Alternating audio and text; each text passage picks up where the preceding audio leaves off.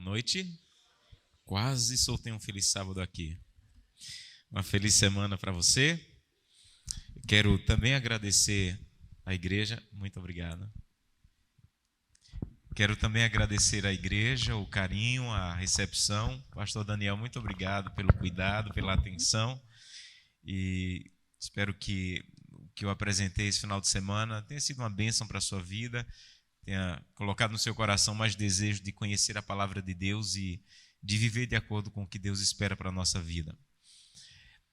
Eu quero convidá-lo a abrir a Bíblia para a nossa última reflexão desse final de semana, em 2 Timóteo, capítulo 1. 2 Timóteo, capítulo 1. Antes de lermos, eu quero convidá-lo a mais uma vez fechar os olhos para falarmos com Deus. 2 Timóteo, capítulo 1, mas antes de lermos, vamos orar. Querido eterno Pai, muito obrigado, Senhor, por esse dia, por Tua presença. Pedimos, Santo Deus, que mais uma vez, ao lermos e estudarmos a Tua palavra, o Senhor fale ao nosso coração e atenda às nossas necessidades. Perdoa o nosso pecado, Senhor, para que sem o impedimento do pecado possamos ouvir a Tua voz. Que quem vai falar e quem vai ouvir possam ser, de alguma maneira, usados por Ti, para que juntos, ao final, temos a certeza de que a palavra de Deus chegou ao nosso coração. É o que te peço em nome de Jesus. Amém. Todo livro da Bíblia tem um conteúdo poderoso. Mas existem alguns livros da Bíblia que, além de ter um conteúdo poderoso, tem um contexto histórico também muito poderoso. E um dos exemplos é o livro de 2 Timóteo. O contexto do livro de 2 Timóteo é extremamente poderoso, esclarecedor e tem muita coisa para nos ensinar. E antes de lermos o texto bíblico, eu queria compartilhar com vocês o contexto histórico do livro de 2 Timóteo. Paulo, ele vivia de cidade em cidade, plantando igrejas, criando igrejas e levando pessoas a Cristo. Mas ele nunca ia sozinho. Ele sempre levava alguém para acompanhá-lo. Ele tinha vários companheiros de viagem. Às vezes iam mais, outras vezes iam menos. E o objetivo dele de levar companheiros de viagem era porque quando ele plantava a igreja numa cidade, ele deixava uma pessoa cuidando daquela igreja e ia para outra. E ele tinha vários companheiros. Lucas o acompanhou, Barnabé o acompanhou, Silas o acompanhou. Mas a pessoa que Paulo tinha uma ligação mais forte nessas viagens era Timóteo. Timóteo era bem novo, Paulo já era mais idoso. Timóteo era mais tímido, Paulo era mais explosivo. Mas a diferença de idade e a diferença de personalidade só serviu para unir esses dois. E Paulo tinha um carinho muito grande por Timóteo, ao ponto de ser uma das únicas pessoas que recebeu uma carta de Paulo. Na verdade, Timóteo recebeu 2 cartas de Paulo. A maioria das cartas de Paulo eram endereçadas a uma igreja inteira. Então, ele escreveu carta para a igreja que estava na cidade de Corinto, ele escreveu carta para a igreja que estava na cidade de Filipenses, ele escreveu carta para a igreja que estava na cidade de Roma, mas para Timóteo, ele escreveu uma carta pessoal, do coração. Ele escreveu a carta de 1 Timóteo e essa que nós vamos ler hoje, a carta de 2 Timóteo. E o contexto da carta é que Paulo foi preso na cidade de Jerusalém e ele foi levado para Roma para ser julgado por um dos piores homens que já pisaram nessa terra, um imperador romano chamado Nero. Nero, ele era um homem tão mau, mas tão mau, que a história diz que ele matou 2 irmãos, ele matou a esposa e ele matou a própria mãe.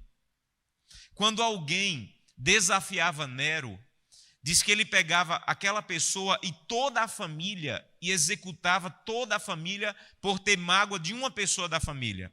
Nenhum exército tinha coragem de desafiar Nero, nenhum juiz tinha coragem de desafiar Nero. Quando Nero queria matar alguém, ele só fazia esse sinal com a mão. Se ele fizesse esse sinal com a mão, a pessoa estava morta e às vezes toda a família. E agora, Paulo é levado para ser julgado por esse homem. Quando Paulo foi levado para Roma, inicialmente ele ficou numa prisão domiciliar por 1 ano. Nero não o recebeu por um ano. Prisão domiciliar era um tipo de prisão romana em que a pessoa alugava uma casa e ela ficava presa a um soldado, mas ela poderia receber visitas, ela poderia receber atenção. E Paulo ficou por um ano numa prisão domiciliar, preso a um soldado. Naquela casa que ele alugou em Roma, ele recebeu visitas, ele escreveu cartas. E depois de um ano, Nero o mandou chamar para ser julgado. E todos esperavam, inclusive Paulo, que ele iria morrer, porque Nero não respeitava nada e ninguém. Mas, quando Paulo foi levado diante de Nero, o rosto de Paulo brilhava como o rosto de um anjo pela presença de Deus na vida dele. E Nero, que não tinha medo de ninguém, teve medo do brilho do rosto de Paulo, ao ponto de ele não conseguir olhar para o rosto de Paulo. E a história diz que ele baixou a cabeça e disse: tirem esse homem daqui, libertem-no. E milagrosamente, pelo poder de Deus, Paulo ficou livre da sua primeira prisão. E sabe o que Paulo fez? Imediatamente começou a viajar e pregar o evangelho de novo. E durante 2 anos ele pregou o evangelho, mas naquele meio tempo Nero começou uma das piores perseguições religiosas que o cristianismo já viu. Nero, ele queimou ou incendiou a cidade de Roma. Os historiadores dizem que enquanto a cidade queimava, ele tocava sua lira, sua harpa. E dos 14 bairros que existiam em Roma naquela época, 10 pegaram fogo e 4 que não foram incendiados eram habitados maiormente por cristãos e judeus. E Nero, procurando um álibi para colocar a culpa, disse que quem incendiou a cidade de Roma foram os cristãos. E quem era líder em Roma, ou quem era líder dos cristãos, um dos líderes era Paulo. Então ele mandou prender Paulo, acusando Paulo de incentivar a cidade de Roma de ter sido incendiada. E agora Paulo, que estava em Troade, foi levado de novo para Roma para novamente ficar preso. Mas na segunda prisão de Paulo, que é exatamente quando ele escreve essa carta para Timóteo, quando ele diz assim: olha, minha vida está sendo oferecida já, o meu tempo chegou ao fim, eu sei que vou morrer. Agora ele não é preso mais numa prisão domiciliar, ele é preso num calabouço sujo, escuro, úmido. E todas as pessoas cristãs que existiam em Roma ou estavam mortas por causa da perseguição, ou haviam fugido de Roma, ou haviam abandonado a fé. Então, não existiam cristãos em Roma. Ou estavam mortos, ou estavam abandonando a fé, ou haviam fugido. E nessa circunstância, Paulo, agora preso nesse calabouço frio e úmido, se sente muito sozinho. As pessoas que poderiam cuidar dele não queriam cuidar de Paulo, porque se dissesse assim: eu quero visitar Paulo, eu sou cristão, estaria arriscando a própria vida. Então ninguém aparecia para visitar Paulo, para ajudar Paulo, para cuidar de Paulo, porque tinham medo da perseguição de Nero. Esse é o contexto do que nós vamos ler agora. Capítulo 1, versículo 15. 2 Timóteo, capítulo 1, versículo 15, diz assim: estais ciente que todos da Ásia me abandonaram. Dentre eles cito Fígelo e Hermógenes. Conceda, porém, o Senhor misericórdia à casa de Onesíforo, porque muitas vezes me deu ânimo e nunca se envergonhou das minhas algemas. Antes, tendo ele chegado a Roma, me procurou solicitamente até me encontrar. O Senhor lhe conceda naquele dia achar misericórdia da parte do Senhor. E tu sabes melhor do que eu quantos serviços ele me prestou em Éfeso. Quando Paulo estava em Roma, ele diz: todos me abandonaram, eu estou sozinho aqui. Ninguém vem me visitar, ninguém vem cuidar de mim, ninguém vem me trazer alento, ninguém vem me trazer alimento. E ele cita até 2 homens, Fígelo e Hermógenes, que o abandonaram completamente. Mas no meio dessa escuridão, desse abandono, ele cita um homem que havia sido convertido quando Paulo pregou em Éfeso, chamado Onesíforo. E Paulo disse assim, olha, mas em meio a esse abandono, Timóteo, eu quero citar um homem chamado Onesíforo, porque ele veio a Roma, ele me procurou solicitamente e ele me visitou. Gente, eu imagino que Paulo foi um dos cristãos mais amados da história do cristianismo. Você faz ideia de quantas pessoas Paulo levou a Cristo? Você faz ideia de quantas pessoas amavam Paulo? Então, quando a igreja que estava espalhada na Ásia e na Europa soube que Paulo estava preso, eu tenho certeza que muita gente disse, vamos orar por Paulo. Paulo está precisando, Paulo está preso, vamos fazer corrente de oração por Paulo. Mas teve um cristão chamado Onesíforo que disse, eu vou orar por Paulo. Mas nesse momento, Paulo está precisando mais do que oração. Nesse momento, Paulo está precisando de quê? De uma visita. Sabem, existem pessoas que estão ao nosso redor, às vezes dentro da nossa casa, que nós estamos orando por ela. A gente vem no culto de oração apresentar o nome dela. E nós temos que orar. Mas existem momentos na vida das pessoas que estão ao nosso redor que elas estão precisando de mais do que oração. Elas estão precisando de cuidado, de atenção, de beijo, de abraço, de elogio.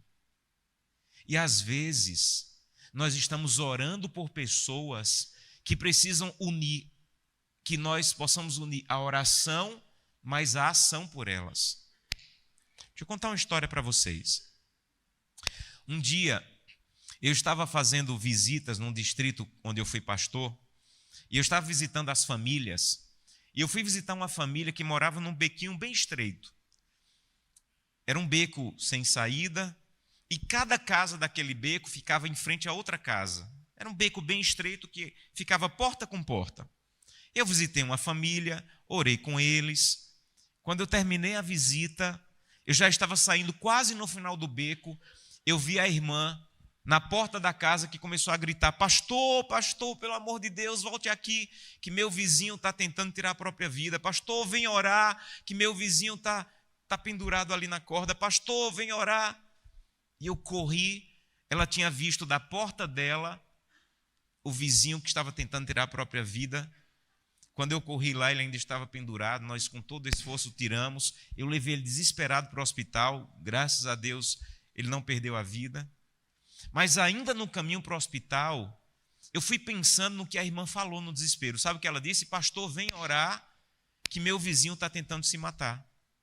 E eu fiquei pensando no absurdo que seria eu fazer o que a irmã disse. Dizer, irmã, vamos dar as mãos aqui. E ele pendurado, ele ia dizer, Senhor, esse homem está desesperado, ajuda ele. Ele estava precisando que eu orasse por ele naquele momento? O que é que ele estava precisando? Que eu tirasse da corda. E às vezes nós estamos apenas orando por pessoas que estão precisando que nós a tiremos da corda. Às vezes nós estamos apenas orando porque as pessoas que estão precisando de um abraço, de um elogio, de um colo, de um beijo, de um cuidado, de uma visita. Então, Onesíforo disse, eu não vou ficar só orando por Paulo, porque nesse momento Paulo está precisando mais do que uma oração. Paulo está precisando que eu saia de Éfeso e que eu vá visitá-lo. Paulo está precisando de mais do que oração. E a pergunta que eu quero que você responda, será que não há alguém ao seu redor que está precisando de um pouco mais do que oração? Será que não há alguém na tua casa que está precisando que você passe mais tempo com ela e menos tempo no celular?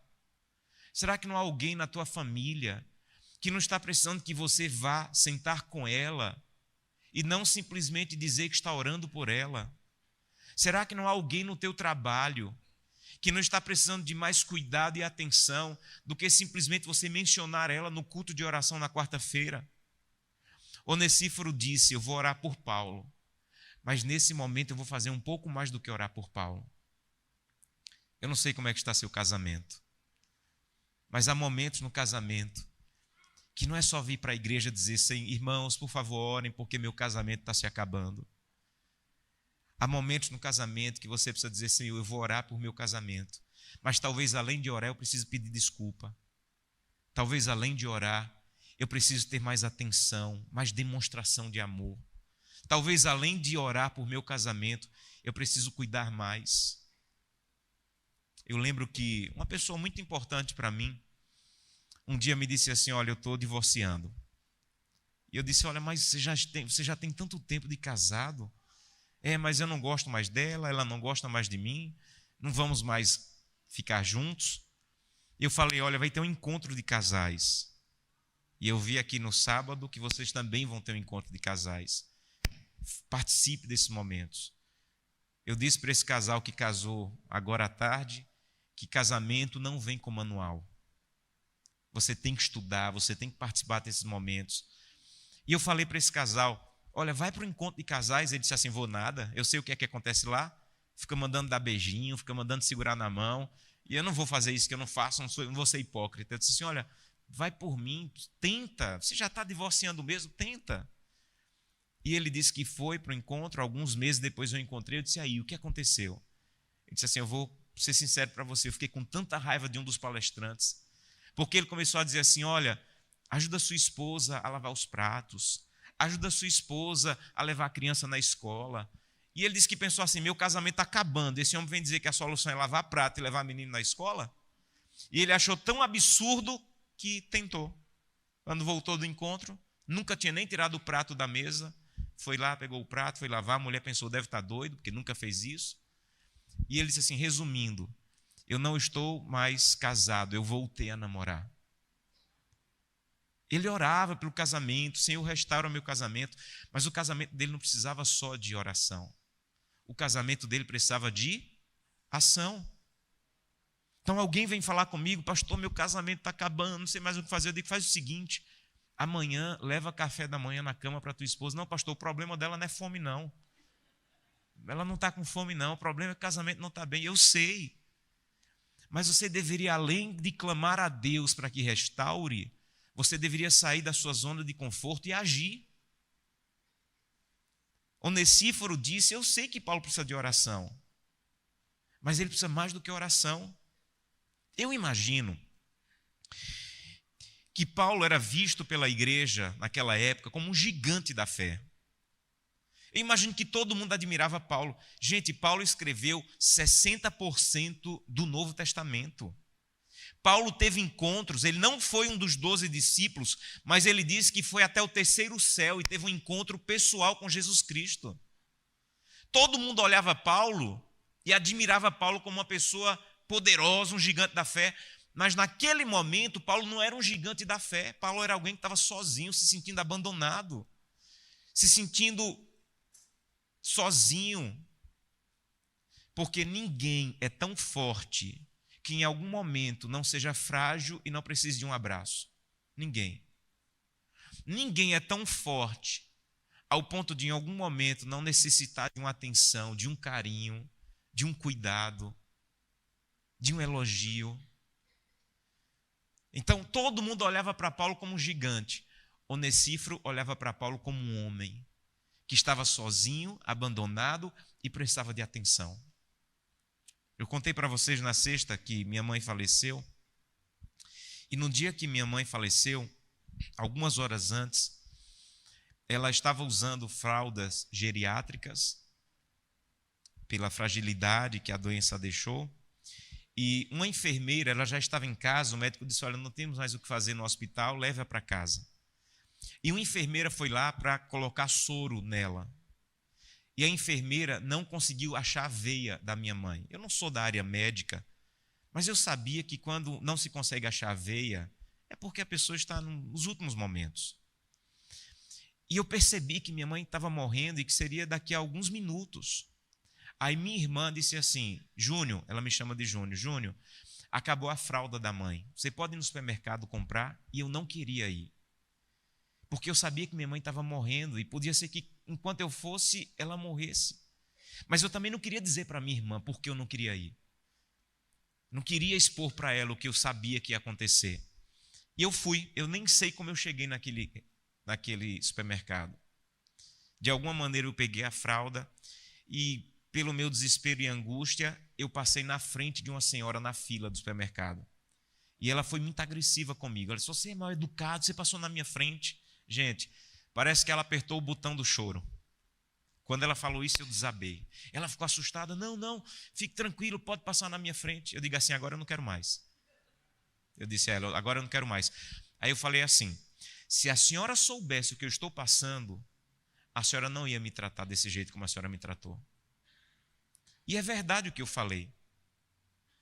Se as pessoas soubessem o que a gente está passando, as pessoas seriam mais bondosas. A questão é que quando eu sou cristão, eu não preciso saber o que o outro está passando para eu ser cuidadoso com ele.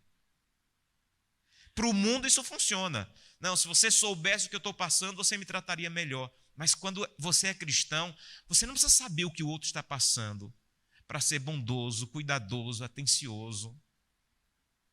Quando alguém na fila do supermercado, quando o caixa do supermercado te trata mal, você não deve devolver maldade. Se aquela pessoa dissesse assim, olha, porque meu dia está horrível, você ia até ser mais paciente. Mesmo que aquela pessoa não te diga por que o dia dela está tão horrível, porque ela foi tão agressiva com você, você é cristão. E cristão não precisa saber o que o outro está passando para cuidar da outra pessoa.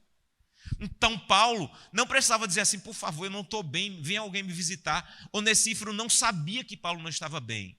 Mas como ele era cristão, ele disse, eu vou cuidar do meu amigo Paulo. Porque mesmo sem saber o que ele está passando, eu preciso cuidar porque eu sou cristão. Então você não precisa saber o que o outro está passando para agir como cristão. Você não precisa saber o que o outro está passando para ser mais educado no trânsito. Você não precisa saber o que o outro está passando para não perder a paciência na fila com caixa do supermercado. Você é cristão. E mesmo sem saber a dor que o outro está enfrentando, haja como um cristão. Porque cristão não precisa saber da dor do outro para cuidar do outro. Onesíforo não sabia o que Paulo estava passando, mas sabe o que ele fez? Saiu de Éfeso e foi visitar Paulo. E sabe o que é que Paulo diz? Paulo diz assim para Timóteo, Timóteo, deixa eu te dizer uma coisa, que o Senhor conceda misericórdia a Onesíforo, porque ele veio me visitar. Que o Senhor conceda misericórdia naquele dia. Quando a Bíblia fala naquele dia, está falando da volta de Jesus. Veja, você pode perguntar assim, pastor, mas por que Paulo fez tudo isso aí só por causa de uma visita? Paulo disse assim, que o Senhor conceda misericórdia a ele e que o Senhor conceda misericórdia à família dele quando Jesus voltar, porque ele veio me visitar. Pastor, era só uma visita. Esse é o ponto. Esse é o ponto. Para Onesíforo, podia ser até apenas uma visita, mas para Paulo não era só uma visita. Paulo diz assim, quando ele me visitou, ele me deu ânimo. Essa palavra ânimo, na língua que Paulo escrevia, é uma palavra tirada de um vento do deserto. É assim, quando a pessoa estava andando no deserto, ela estava já desfalecendo de sede, desistindo porque não tinha nada. De vez em quando vinha um vento frio de um oásis. E quando a pessoa estava quase desistindo de caminhar no deserto, quase desistindo, quando vinha aquele vento frio, dava um ânimo para ela continuar, porque ela sentia esse vento frio, indica que tem um oásis aí na frente. Paulo pegou essa palavra e disse assim, eu estava quase desistindo. Eu estou tão mal aqui, largado nessa prisão, sozinho, todo mundo me abandonou, que eu estava quase desfalecendo. Mas a visita de Onesíforo foi como um vento frio, que recarregou a minha força e me deu ânimo para continuar. Por quê? Para Onesíforo podia ser só uma visita, mas para Paulo era um vento frio que renovou a força dele. Assim é no cristianismo. Quando eu compro uma cesta básica e eu dou para uma pessoa, para mim é só uma cesta básica de R$70. Mas para quem recebe não é só uma cesta básica, não é só comida. Às vezes é a esperança de não desistir da vida. Quando você dá um abraço numa pessoa, para você é só um abraço. Mas talvez para a pessoa que recebe, não é só um abraço. Ela estava a ponto de desistir. Ela estava a ponto de entregar os pontos.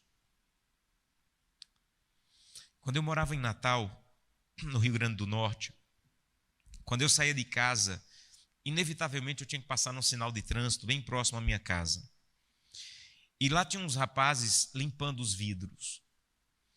E tinha um que me chamava muita atenção, porque ele jogava uma espuma no vidro e ele fazia um coração assim com a espuma e ele estava sempre sorrindo, sempre cantando, Quando não tinha dinheiro para dar, ele dizia assim, foi um prazer lavar o vidro de graça. Ele brincava. E toda vez eu via ele animado, brincando. Um dia, numa quarta-feira à noite, eu estava indo pregar na zona norte de Natal. Eu parei na fila no sinal, parei um pouco atrás. Ele jogou água no vidro do carro de uma senhora e eu não ouvi o que ela disse. Mas eu vi que ela baixou o vidro e foi muito agressiva com ele. Pelo rosto dela e pela vergonha que ele ficou, eu vi que ela gritou com ele, que ela foi agressiva com ele. O sinal abriu, eu fui pregar. Quando eu voltei, eu vi ele sentado no meio-fio, fumando e cabisbaixo. E eu nunca tinha visto ele nem sentado, nem cabisbaixo, nem fumando. O sinal abriu, eu fui em direção à minha casa e o Espírito Santo disse assim, encoste o carro e vá falar com ele. Eu encostei o carro e fiquei pensando, meu Deus, o que é que eu vou falar? E eu lembrei que na mala eu tinha um DVD da igreja, era o tempo do DVD ainda, eu tinha uns livros da igreja. Eu parei, tirei da mala um DVD, um livro, escrevi alguma coisa e fui lá, botei a mão no ombro dele, ele levantou. Eu disse assim, olha, eu passei aqui mais cedo, eu vi que uma senhora foi muito agressiva com você. Não desanima não, Deus tem um plano, Deus ama você, Deus tem um plano para a tua vida. Dei um abraço nele, ele ficou emocionado, entreguei o livro, o DVD e fui embora. Mas você não vai embora de qualquer maneira. Você vai embora tendo a sensação de que não foi só um abraço, de que não foi só um livro de R$1. E quando eu estava subindo para o apartamento onde eu morava, a mesma voz que eu ouvi dizendo, pare o carro e vá falar com ele, me disse, você vai encontrar com ele no céu. Foi um livro de R$1 e um DVD que eu ganhei. Mas quando um cristão, ele faz alguma coisa com amor, nunca é só o que ele fez. Deus potencializa o que você faz. Então, um elogio, um abraço, um cuidado, um beijo, um bilhete. Para você é só um bilhete. Para Onesíforo era só uma visita, mas para Paulo não. Paulo era a força que ele precisava para não desistir na caminhada difícil que ele estava. Por isso que ele disse que o Senhor conceda misericórdia a Onesíforo e que o Senhor conceda misericórdia à família de Onesíforo quando Jesus voltar. Sabe o que é que Paulo está dizendo? O que Jesus falou. Deus vai ter misericórdia com quem foi misericordioso. Deus vai ter misericórdia com quem foi misericordioso. Eu gosto muito de ler biografias. E uma das biografias que eu li que mais marcou a minha vida foi de Madre Teresa de Calcutá. Uma biografia linda. Eu já li 2 biografias da vida dela, mas uma em especial me marcou muito, que trazia muitas histórias bonitas. Diz que um dia ela abriu na casa dela um lugar de cuidar de leprosos. Naquele tempo, na Índia, na cidade de Calcutá, quando uma pessoa estava com lepra e perto da morte, não levavam para o hospital, não tinham como cuidar do hospital. Eles colocavam no lixão para a pessoa morrer lá. E um dia, ela pegou uma senhora que já estava apodrecendo, cheirando mal, praticamente morta, e levou do lixão para casa. E alguém disse assim, Madre Teresa, essa mulher vai morrer daqui a pouco. Ela disse, eu sei, mas lá ela ia morrer como animal. Na minha casa ela vai morrer como anjo. E um dia ela estava cuidando de uma pessoa com lepra que cheirava muito mal. E uma repórter que veio da Inglaterra fazer uma entrevista com ela, sentindo aquele mau cheiro, aquela podridão, disse assim, Madre Teresa, eu preciso ser sincera com a senhora. Eu não faria isso por dinheiro nenhum no mundo. E ela olhou para a repórter e disse assim, eu também não. Eu não faria isso por dinheiro nenhum no mundo. Eu faço pelo amor de Deus que está em mim. Eu não faço por dinheiro nenhum no mundo. Um dia, uma garotinha que estava com lepra, a família, os vizinhos jogavam pedras na casa, porque tinham medo de que a lepra da garotinha passasse para outras pessoas da vila. E a família começou a ser expulsa da vila e não tinham para onde ir. E levaram a menina para um rio para ela tirar a própria vida, porque não tinham solução para a menina. E os pais saíram e deixaram a menininha lá. E ela não teve coragem de fazer o que ela sabia que tinha que fazer. E ela voltou desesperada para casa, chorando. E os pais não sabiam o que fazer, até que um dia alguém que trabalhava com Madre Teresa, soube da história, pegou a menininha e levou para o leprosário e cuidou dela até que ela curasse. E ela disse assim na biografia, a menininha disse assim: depois eu descobri que aquela pessoa que bateu na minha porta era um cristão. Aí eu descobri que cristão é uma pessoa que bate na sua porta, tira o seu medo e lhe salva. Isso é cristão. Cristão é alguém que bate na sua porta, tira o seu medo e lhe salva. Ô, meus irmãos, cristão não é só quem não come carne de porco. Cristão não é só quem guarda o sábado. Cristão não é só quem diz eu sou adventista do sétimo dia. Cristão é alguém que é tão cheio do amor de Deus que ele cheira ao bom perfume de Cristo. As pessoas não querem saber que dia você guarda, que dia eu guardo. As pessoas não querem saber se você come ou não camarão. O que as pessoas querem saber é: o amor de Deus está em você. Eu posso sentir o amor de Deus através de você. E quando as pessoas sentem o amor de Deus através de nós, o que nós ensinamos pode até fazer sentido. E o primeiro lugar que o amor de Deus tem que ter ser sentido não é na igreja. O primeiro lugar que o amor de Deus tem que ser sentido é em casa. Se o cristianismo não funciona em casa, ele não vai funcionar em lugar nenhum. Eu podia passar aqui, no lugar de um final de semana, eu poderia passar aqui 1 ano pregando para vocês. E vocês não têm como saber se eu sou um cristão genuíno. Não dá para saber por um sermão. Não dá para saber por vídeos do YouTube. Você só pode saber se eu sou cristão se você morar na minha casa. Então, quem sabe realmente quem eu sou é Gleice, Glenda e Samuel, porque é lá que o cristianismo tem que funcionar. E se funcionar lá, é possível que funcione fora. Então é lá, é na sua casa, que as pessoas têm que sentir o amor de Deus. O cuidado, o abraço, a atenção, o respeito. Não há muita vantagem de ser conhecido como homem de Deus na igreja e ser conhecido como homem do inimigo em casa. Às vezes, eu costumo dizer que as pessoas, quando o pastor está na porta, há pessoas sinceras, bondosas, que apertam a mão do pastor e dizem assim: pastor, você é um homem de Deus. E eu penso na minha cabeça, eu agradeço, mas eu digo assim: essa pessoa não tem como saber que eu sou um homem de Deus. E esse homem de Deus de porta de igreja não vale nada. Eu quero ser um homem de Deus como esposo de Gleice e como pai de Glenda e Samuel. Porque lá tem que funcionar o amor e o cristianismo. Mas a última lição que eu queria deixar para vocês é quando Paulo diz assim: que o Senhor conceda misericórdia a ele e a sua família naquele dia, na volta de Jesus. Quando Jesus voltar,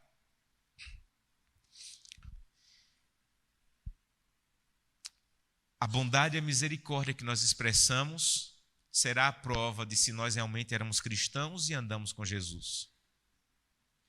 Me deixem terminar com a última história. Quando minha mãe faleceu e eu voltei para o meu distrito pastoral, eu já era pastor, eu fui visitar uma das minhas igrejas e tinha uma irmã lá, muito carinhosa, a irmã Socorro. Carinhosamente nós chamávamos ela de irmã Coca. E ela me disse assim: pastor, eu vou ser sua mãe. Eu vou cuidar de você. E ela cuidava de mim como uma mãe de verdade. Eu era solteiro ainda. Quando eu viajava, ela me ligava para saber se eu tinha chegado bem.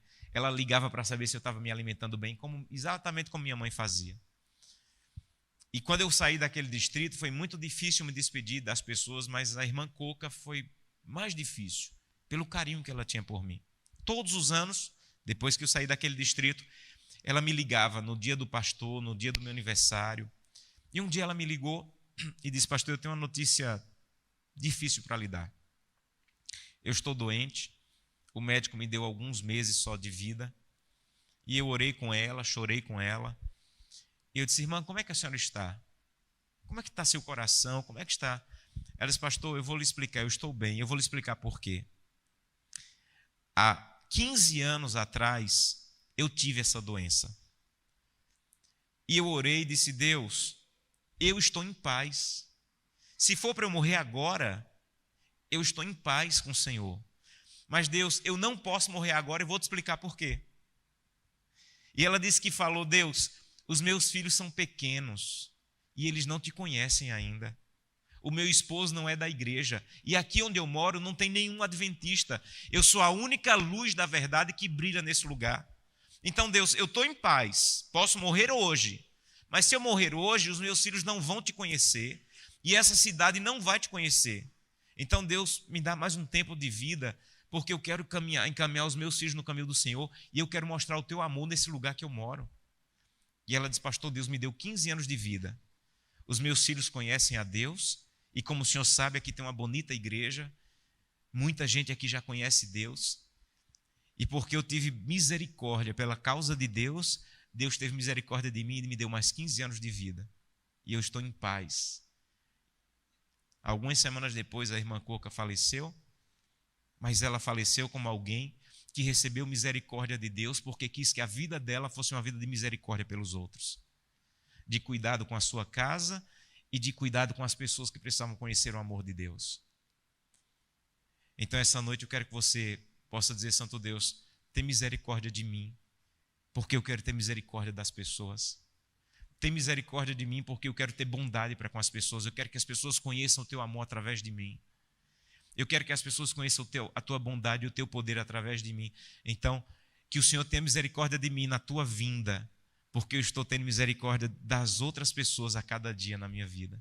Querido Pai, muito obrigado por tua palavra, muito obrigado porque essa história tão antiga ainda parece tão atual.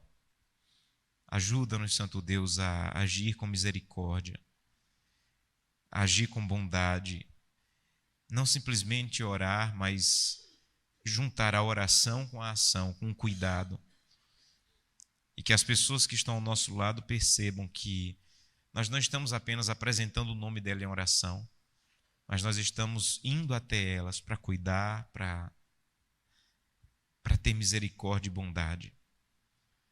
Ajuda-nos, Santo Deus, para que o nosso cristianismo funcione lá fora.